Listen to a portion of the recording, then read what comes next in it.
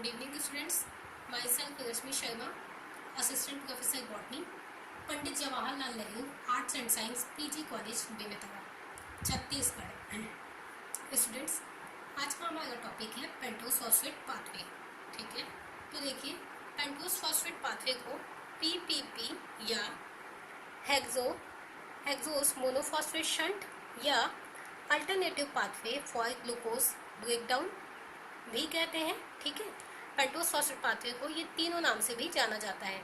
Students, हम जानते हैं कि प्लांट में ग्लूकोज के ऑक्सीडेशन के लिए, ठीक है, ऑक्सीडेशन के लिए एक अल्टरनेटिव पाथवे चलता है। ठीक है, अल्टरनेटिव पाथवे किसके alternative? Glycolysis cycle and Krebs cycle के अल्टरनेटिव एक और पाथवे चलता है ग्लूकोज के ब्रेकडाउन के लिए, जिसको कहा जाता है पेंटोस फॉस्फेट पाथवे कहा जाता है।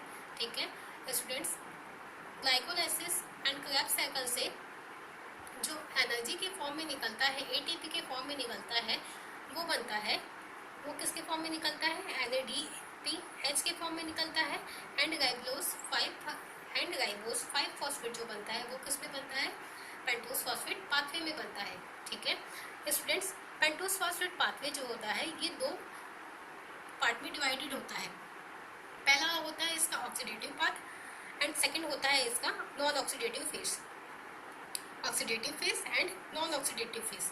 ऑक्सीडेटिव फेज जो होता है उसमें ऑक्सीडोरिडक्टेज एंजाइम्स यूज होते हैं। ऑक्सीडोरिडक्टेज एंजाइम मींस जिनके लास्ट में ऐसे एंजाइम जिनके लास्ट में क्या आते हैं? डीहाइड्रोजिनेज एंजाइम आते हैं। ठीक है, जिनके लास्ट में क्या आता है? डीहाइड्रोजिनेज आता है। जैसे ग्लूकोज 6 फॉस्फो डीहाइड्रोजिनेज एंजाइम। ठीक है, ये कैसा एंजाइम हुआ? ये हुआ ऑक्सीडेटिव एंजाइम। ठीक है, जो ऑक्सीडेटिव फेज में यूज होता है। एंड वैसे ही नॉन ऑक्सीडेटिव फेज में शुगर के इन्वर्जन के लिए 3 कार्बन वाले compound, 4 carbon, 5 carbon and 7 carbon वाले कंपाउंड होते हैं, जिनका इन्वर्जन किस में होता है? किस में होता है? शुगर का इन्वर्जन हो जाता है। किस में हो जाता है? एनर्जी के फॉर्म में हो जाता है। इसके लिए जो एंजाइम्स यूज किए जाते हैं वो है epimerase enzyme, isomerase enzyme, transketolase enzyme and transaldolase enzyme. Okay students, तो आइए स्टूडेंट्स अब हम देखते हैं पेंटोस फॉस्फेट पाथवे का साइकिल। ठीक है, देखिए स्टूडेंट्स, पेंटोस फॉस्फेट पाथवे जो है वो ग्लूकोज के 6 मॉलिक्यूल, ग्लूकोज के कितने मॉलिक्यूल? ग्लूकोज के 6 मॉलिक्यूल से स्टार्ट होता है। ठीक है, ग्लूकोज के 6 मॉलिक्यूल हेक्सोकाइनेज एंजाइम के प्रेजेंस में क्या बनाते हैं? ग्लूकोज के 6 मॉलिक्यूल हेक्सोकाइनेज एंजाइम के प्रेजेंस में बनाते हैं ग्लूकोज 6 फॉस्फेट। ग्लूकोज 6 फॉस्फेट के कितने मॉलिक्यूल? ग्लूकोज 6 फॉस्फेट के 6 मॉलिक्यूल बनाते हैं।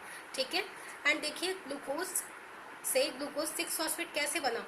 तो इसमें जो एटीपी है, ठीक है, ये जो एटीपी होता है 6 एटीपी से क्या हो जाता है? 6 एटीपी से फॉस्फेट जो है, ठीक है, एटीपी के कितने मॉलिक्यूल? 6 मॉलिक्यूल जो होते हैं, है ना, एटीपी से फॉस्फेट निकल के ग्लूकोज के 6वें कार्बन पे क्या हो जाता है? अटैच हो जाता है, जिसकी वजह से ये क्या कहलाता है? ग्लूकोज 6 फॉस्फेट कहलाता है। एंड एटीपी जो है वो एडीपी में चेंज हो जाता है। ठीक है, नेक्स्ट है इसमें, अब ग्लूकोज 6 फॉस्फेट है, ठीक है, ग्लूकोज 6 फॉस्फेट के 6 मॉलिक्यूल जो है, ठीक है, वो डीहाइड्रोजिनेज एंजाइम प्लस वाटर के प्रेजेंस में क्या बनाते हैं फॉस्फोग्लूकोनिक एसिड। क्या बनाते हैं? फॉस्फोग्लूकोनिक एसिड बनाते हैं। ठीक है, एंड फॉस्फोग्लूकोनिक एसिड बनाते हैं एंड इसमें क्या हो जाता है? NADP जो है, ठीक है, NADP जो है वो NADPH2 में कन्वर्ट हो जाता है।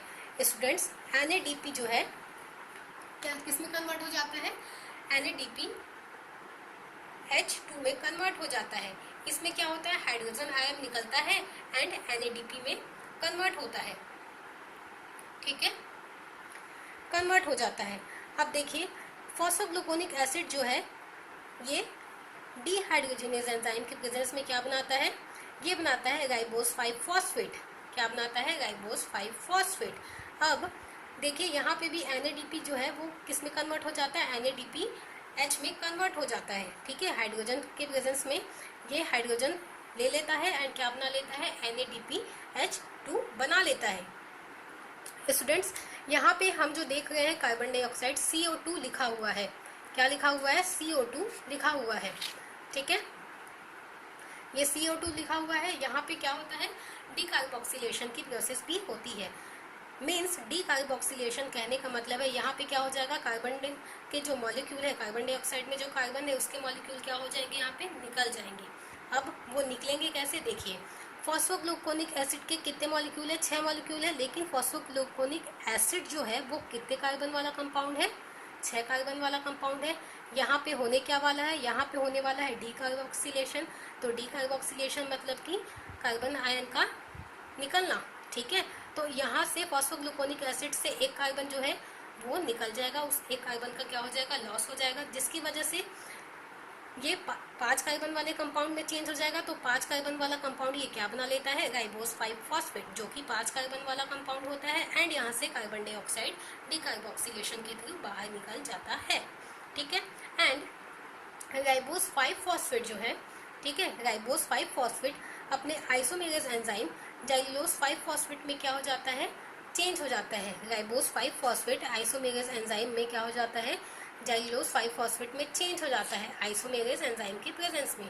देन इसके बाद जाइलोस 5 फॉस्फेट के 4 मॉलिक्यूल, जाइलोस कैसे होते हैं, 4 मॉलिक्यूल वाले होते हैं, ठीक है, 4 कार्बन वाले कंपाउंड, 4 मॉलिक्यूल जो होते हैं जाइलोस 5 फॉस्फेट, ठीक है, 5 कार्बन वाले कंपाउंड होते हैं।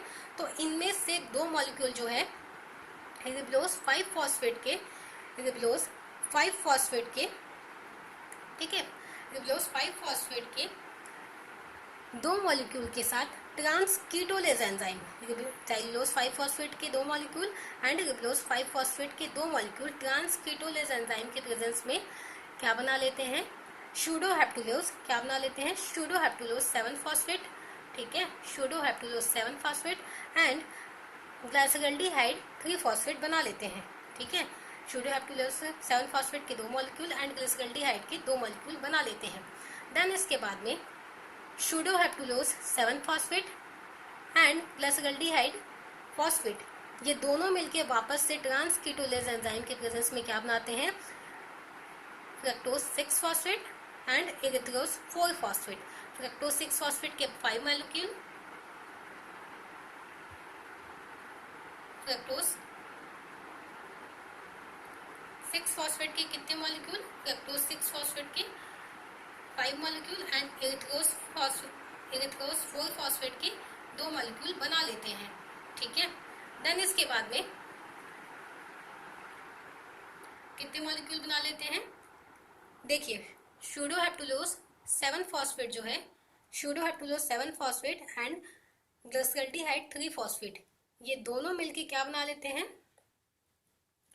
ये दोनों मिलके बना लेते हैं fructose 6 phosphate and erythrose 4 phosphate. कौन से एंजाइम के प्रेजेंस में, ट्रांस कीटोलेज एंजाइम के प्रेजेंस में। देन एरिथ्रोज 4 फॉस्फेट, ठीक है, erythrose 4 phosphate and xylose 5 phosphate का जो 2 मॉलिक्यूल बचा हुआ था, ये 2 मॉलिक्यूल वापस से ट्रांस कीटोलेज एंजाइम के प्रेजेंस में क्या बना लेता है, fructose 6 phosphate and glyceraldehyde 3 phosphate बना लेता है, ठीक है। देन इसके बाद में glyceraldehyde 3 phosphate glyceraldehyde 3 phosphate water molecule के प्रेजेंस में क्या करता है, वाटर मॉलिक्यूल्स के प्रेजेंस में ये एल्डोलेज एंजाइम के प्रेजेंस में क्या बना लेता है, ये बना लेता है फ्रक्टोज 6 फॉस्फेट एंड H3PO4 बना लेता है, ठीक है, H3PO4 बना लेता है। देन इसके बाद में जो फ्रक्टोज है, ठीक है, ये जो फ्रक्टोज है ये किस में चेंज हो जाता है, ये वापस से अपने आइसोमेरेज में चेंज हो जाता है, जो क्या है, ग्लूकोज 6 फॉस्फेट, ठीक है, ग्लूकोज 6 फॉस्फेट में चेंज हो जाता है, ठीक है। देखिए स्टूडेंट्स, यहाँ से जो ग्लूकोज है उसका कंप्लीटली क्या हो जाता है, ऑक्सीडेशन हो जाता है एंड पेंटोज फॉस्फेट पाथवे में ग्लूकोज से ग्लूकोज 6 फॉस्फेट का बनना, ग्लूकोज 6 फॉस्फेट से फॉस्फोग्लूकोनिक एसिड का बनना एंड फॉस्फोग्लूकोनिक एसिड से राइबोस 5 फॉस्फेट का बनना, इतनी प्रोसेस क्या कहलाती है? ऑक्सीडेटिव ऑक्सीडेटिव फेज कहलाती है। एंड इसके बाद की जो फेज है कौन सी? Ribulose 5 phosphate plus aldehyde 3 phosphate sedoheptulose 7 phosphate erythrose 4 phosphate fructo 6 phosphate plus aldehyde 3 phosphate का बनना जो है वो क्या है? नॉन ऑक्सीडेटिव फेज कहलाती है। ठीक है स्टूडेंट्स, तो स्टूडेंट्स आई होप सो आपको पेंटोज फॉस्फेट पाथवे जो है ये समझ में आ गया होगा। ठीक है, तो स्टूडेंट्स पेंटोज फॉस्फेट पाथवे यहाँ पे खत्म होता है। Thank you.